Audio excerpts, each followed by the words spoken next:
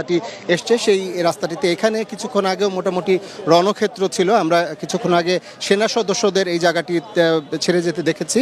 এখন আইন শৃঙ্খলা রক্ষাকারী বাহিনী অর্থাৎ পুলিশ সদস্যরা এখানে রয়েছেন, জাতীয় পার্টির নেতাকর্মীরা রয়েছেন এবং পুলিশের পর্যাপ্ত সংখ্যক সদস্যকে আমরা দেখতে পাচ্ছি যে তারা এখানে অবস্থান করছেন। এবং কিছুক্ষণ আগে যেটি হয়েছে সেটি হচ্ছে যে সন্ধ্যার পর জানেন যে এখানে জাতীয় পার্টির আজকে যে এই কার্যালয়ে দুইটি গ্রুপের আসলে মুখোমুখি সংঘর্ষ হয়েছে এবং জাতীয় পার্টির অভিযোগ যে আসলে এখানে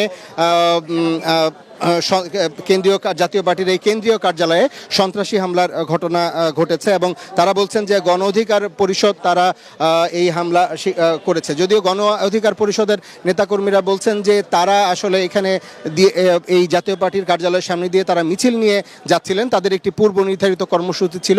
সেই পূর্ব নির্ধারিত কর্মসূচি শেষে তারা মিছিল নিয়ে যাচ্ছিলেন। সেই মিছিলে জাতীয় পার্টির নেতাকর্মীরা অতর্কিত ইট পাটকেল নিক্ষেপ করে বলে তারা অভিযোগ করেন। টানা সপ্তমবারের মতো বেস্ট টিস্যু পেপার ব্র্যান্ড হিসেবে স্বীকৃতি পেয়েছে বসুন্ধরা টিস্যু। তবে আমরা কিছুক্ষণ আগে জাতীয় পার্টির যে মহাসচিব ব্যারিস্টার শামীম হায়দার পাটোয়ারি তার সঙ্গে আমরা কথা বলেছি। তিনি যেটি অভিযোগ করেছেন যে আসলে এই যে মিটিংটি আজকে আহ্বান করা হয়েছিল গণ অধিকার পরিষদের পক্ষ থেকে, সেই মিটিংটি ছিল জাতীয় পার্টিকে নিষিদ্ধ করার দাবিতে এবং জাতীয় পার্টির যে চেয়ারম্যান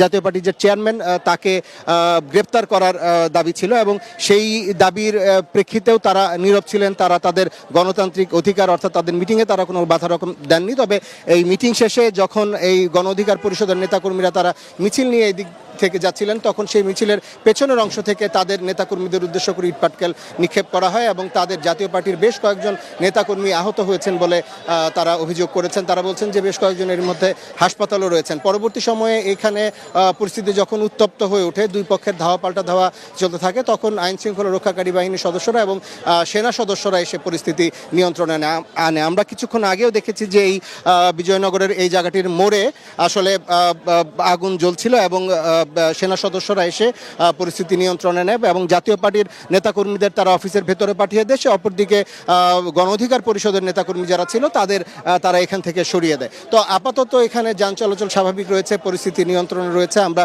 এই এতক্ষণ জায়গাটা ফাঁকাই ছিল, এই কিছুক্ষণের মধ্যে দেখলাম আমরা গণমাধ্যম কর্মীরা এসে উপস্থিত হয়েছেন এবং আইন শৃঙ্খলা